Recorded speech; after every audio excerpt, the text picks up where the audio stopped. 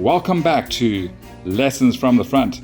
Today I've got something a little special. My favorite shop in all of Singapore, Expedimix, recently ran a couple of 3D test prints and asked me to check out the quality of the materials they were experimenting with.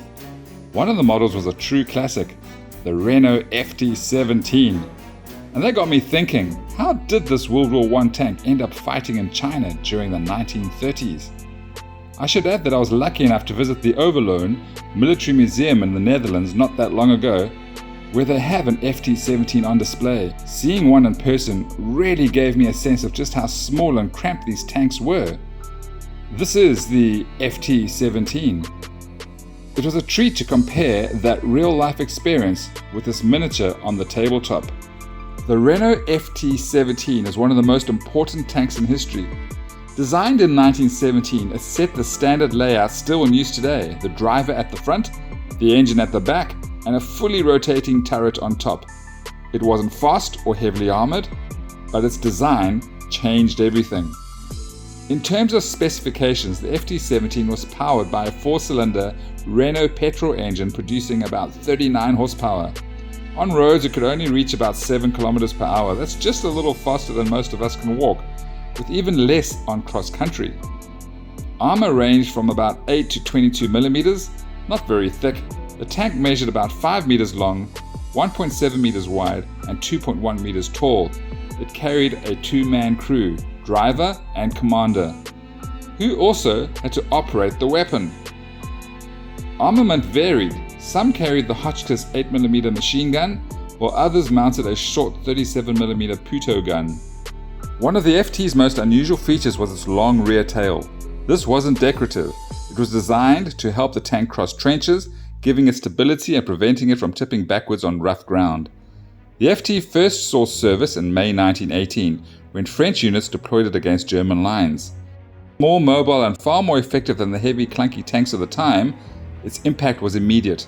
Before long, American forces were using the FT as well, and Italy even built its own licensed version. By the war's end, the FT had set the blueprint for future armored warfare. By November 1918, over 3,000 Renault FTs had been delivered to the French army, with even more built soon after. Many of these surplus tanks were sold abroad in the 1920s. China, struggling through civil war and facing growing Japanese aggression, sought to modernize its armies and turn to foreign markets. The FT was one of the few tanks available in any quantity, and by late 1920s, early 30s, around 3 dozen were in Chinese hands. Both the nationalist units and warlord armies like Zhang Zhou-Lin Fangting's clique in Manchuria used the FT. In nationalist service, the tanks were concentrated into small armored battalions for training and combat. When the Japanese invaded in the 1930s, these old machines were thrown into action. In Chinese service, the FT was often less of a maneuver tank and more of a mobile strongpoint. Slow and mechanically fragile, it was still valuable in defensive positions and gave morale boosts to troops.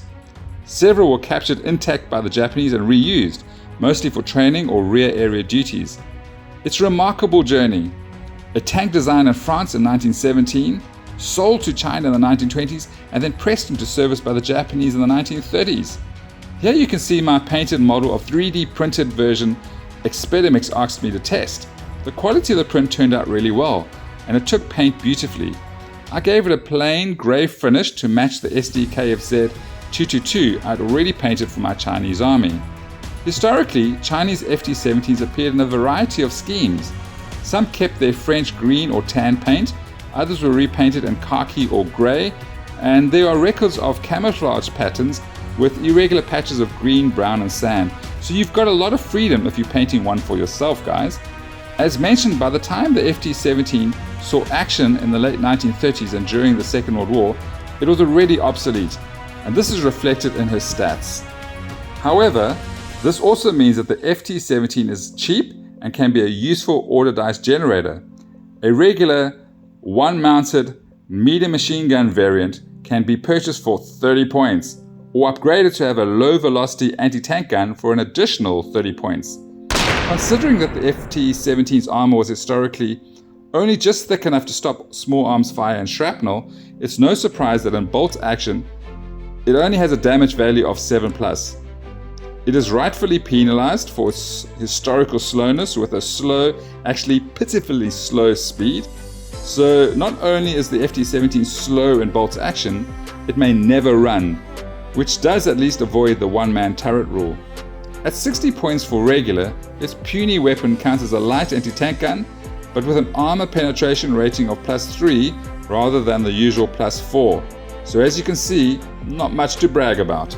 So there you have it, a brief look at the FT-17, from its groundbreaking design in the First World War to its service in China, capture by Japan, and its place on the bolt action tabletop.